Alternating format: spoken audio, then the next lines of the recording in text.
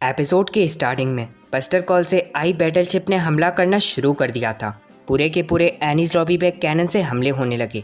Navy officer अपनी जान बचाने की कोशिश कर रहे थे। एनीज लॉबी की हालत काफ़ी ज़्यादा खराब होती जा रही थी और किसी ने बोला, हमारा टारगेट है आइलैंड पर मौजूद हर किसी को मार देना, पूरे के पूरे एनीज लॉबी को तबाह कर दो। सब नेवी ऑफिसर ये सब सुनकर वहाँ से भागने लगे, जिसे देखकर उस CP5 वाले ने बोला, तुम सब सुनो, भागो मत, बैटलशिप इस ब्रिज पर हमला नहीं करने वाली। पता है क्यों? क्योंकि यहाँ पर हूँ मैं, CP9 के ग्रुप का लीडर। ओए सुनो, तुम सब भागो मत, वापस आ जाओ। यहाँ पर एनीज लॉबी की हालत काफ़ी ज़्यादा बेकार हो गई थी, जिसे देखकर फ्रैंकी ने बोला, तो ये है बस्टर कॉल की ताकत। ओह हाँ, निको रॉबिन, क्या तुम ठीक हो? रॉबिन बस्टर कॉल को फिर से देखकर काफ़ी ज़्यादा डरी हुई थी। एनीज लॉबी में सब चीज़ तबाह होना बिल्कुल पहले जैसा ही था, जैसे कि ओहारा में हुआ। हर चीज़ को तबाह कर दिया गया, यहाँ तक कि ओहारा में रॉबिन को छोड़कर सब लोग मारे गए। जिस चीज़ का उसको डर था, जिसकी वजह से रॉबिन ने CP9 का साथ दिया, वो चीज़ आज उसके सामने थी। जिस बस्टर कॉल ने 20 साल पहले रॉबिन से उसका सब कुछ छीन लिया, वो आज उसके फिर से सामने थी। उसे डर था कि वो फिर से अपने दोस्तों को ना खो दे। फिर यहाँ पर उसॉप, जोरो और शांजी को दिखाया गया, जो कि तेजी से आगे बढ़ रहे थे। जहाँ पर उसॉप ने बोला, जल्दी करो, जिसे सुनकर जोरो ने बोला, तू अपना मुंह बंद रख, अगर तूने और कुछ भी बोला तो मैं तुझे यहाँ पर नीचे फेंक दूंगा। उसॉप ने यह सब सुनकर बोला, मुझे माफ़ कर देना, मैं एक हीरो हूँ। वैसे वो बात अलग है कि थोड़ी देर पहले मैं गिर गया था और मेरी सारी की सारी हड्डियाँ अब टूट चुकी हैं, पर फिर भी मैं अभी भी जिंदा हूँ। क्या तुम जानना चाहते हो कैसे? मैं नहीं बताने वाला, पर अगर तुम पूछोगे तो मैं तुम्हें बता दूंगा। या फिर तुम जानना चाहते हो मेरे नए हथियार के बारे में? जिसे सुनकर जोरो ने बोला, अपना मुंह बंद रख, वरना मैं तुझे सही में यहाँ से नीचे फेंक दूंगा। उसॉप ने यह सब सुनकर बोला, जोरो, ये बस एक मजाक था, तुम तो बुरा मान गए। और इस सब के बाद वो तीनों आगे बढ़ने लगे। फिर यहाँ पर दादी कोकोरो और बाकी सबको दिखाया गया, जो कि जोरो और बाकी सबसे थोड़ा सा ही ज़्यादा आगे थे। जहाँ पर दादी कोकोरो ने बोला, वैसे क्या तुमने वो आवाज़ सुनी? लगता है कि हम कुछ ही देर में मारे जाएंगे।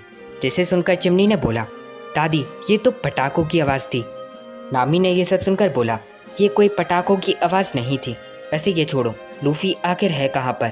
जिसे सुनकर चिमनी ने बताया, अच्छा वो पायरेट वाले भैया, वो पहले जो लोहे का गेट था जिससे कि हम अंदर आए, वो उन भैया ने ही तोड़ा। सही में वो भैया कमाल के हैं, और पता है क्या, फिर वो छोटे भी हो गए। नामी ने यह सब सुनकर बोला, क्या लूफी छोटा हो गया? जिसे सुनकर चिमनी ने बताया, हाँ, उन्होंने बोला 3rd गियर, और फिर उनने उस दरवाजे को आराम से तोड़ दिया, और फिर वो छोटे होकर वहाँ से आगे चल दिए। नामी ने यह सब सुनकर बोला, क्या 3rd गियर? पर आखिर ये है क्या चीज़? जिसे सुनकर चिमनी ने बोला, क्या पता, पर वो सही में कमाल के हैं। और इस सब के बाद वो तेजी से आगे बढ़ रहे थे, पर तभी नामी को सामने की तरफ से एक आवाज़ सुनाई थी, जो कि थी पानी की, जो काफ़ी तेजी से आगे की तरफ बढ़ रहा था। उसे देखते ही सबने अपने कदम पीछे ले लिए। पानी की वजह से दादी कोकोरो और बाकी सब पीछे की तरफ जाने लगे। फिर यहाँ पर लूफी और लूची को दिखाया गया, जहाँ पर लूची ने बोला, पानी होने की वजह से अब कोई भी यहाँ पर नहीं आ सकता, तुम्हारे सभी के सभी दोस्त मारे जाएंगे। और ये कहने के बाद वो वहाँ से ऊपर की तरफ चला गया। लूफी ने यह सब सुनकर बोला, अपना मुंह बंद रखो।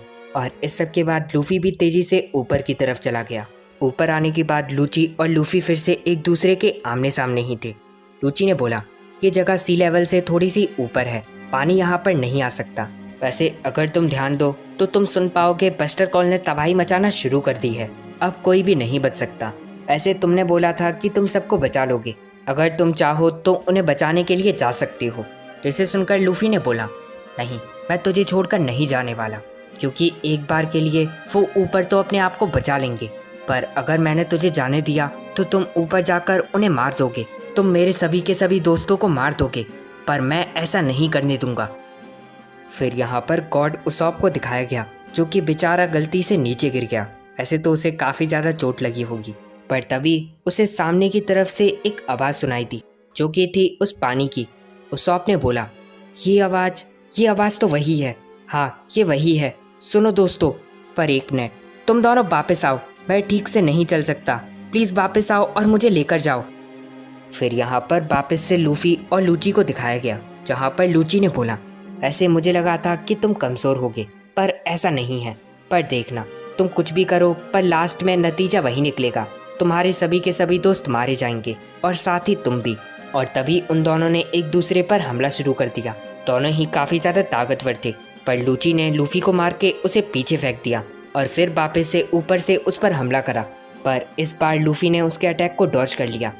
लूची ने अपनी टेम्पेस्ट किक से हमला करा और उससे बोला, तुझे क्या लगा, तुझे लगा कि तू मुझे हरा देगा? जिसे सुनकर लूफी ने बोला, हाँ, क्योंकि अगर मैंने ऐसा नहीं करा तो कोई भी नहीं बचेगा। और फिर उसने लूची के एक पैर को पकड़ा और अपने राइफल से उस पर हमला कर दिया, पर ये अटैक लूची पर काम नहीं करा। उसने अपने शेप से आगे बढ़कर लूफी को पकड़ लिया और उससे बोला, तुमने सही में एक बड़ी गलती कर दी। वर्ल्ड गवर्नमेंट से लड़ाई करना मतलब कि मारे जाना। तुम अब कुछ भी नहीं कर सकते। तुम्हें देखकर लगता है कि तुम काफ़ी ज़्यादा कमज़ोर हो। पर तभी लूफी ने उसे पकड़ा और उसे घुमाकर बहुत ज़्यादा दूर फेंक दिया। लूफी ने कम पिस्टल से उस पर हमला करने का ट्राई करा, पर शेफ की वजह से लूची ने उसके अटैक को डॉज कर लिया। लूची ने एक स्माइल करी और बताया, हार मान लो। और ये कहने के बाद उसने अपने फ्लाइंग फिंगर पिस्टल से लूफी पर काफ़ी तेज़ी से हमला कर दिया। शेफ की वजह से वो एकदम से उसके पीछे आ गया और उस पर अटैक करने लगा। बिना सेकंड गियर के लूफी शेफ को टक्कर नहीं दे सका। यहाँ पर लूची ने बोला, ये लो flying finger pistol, fire pick. और ये कहने के बाद उसने अपने फिंगर पिस्टल से उस पर काफ़ी तेज़ी से हमला कर दिया। ये अटैक सही में काफ़ी ज़्यादा खतरनाक था और लूफी पीछे गिर गया। और लूची ने बोला, तुम तो कमज़ोर निकले। मैं चाहता था कि कोई ताकतवर मेरे से लड़ाई करे, तो क्या तुमने हार मान ली? पर अभी भी लूफी वहाँ पर खड़ा था। उसने बोला, अगर तुम चाहते हो कि मैं तुम्हें अपनी ताकत दिखाऊं तो अब देखना, ये है थर्ड गियर। और फिर लूफी ने अपने एक हाथ को काफ़ी ज़्यादा बड़ा कर दिया और फिर बोला, ये अटैक दिखाएगा मेरी असली ताकत। मेरा ये वाला हाथ एक जांट से भी ज़्यादा ताकतवर हो जाएगा। और ये कहने के बाद लूफी ने उस पर अपने जांट पिस्टल से हमला कर दिया। यहाँ पर सब नेवी ऑफिसर सामने देखकर काफ़ी ज़्यादा चौंक गए थे और उन्होंने बोला, वो देखो, वो आखिर है क्या? ये इतना बड़ा हाथ आखिर है किसका?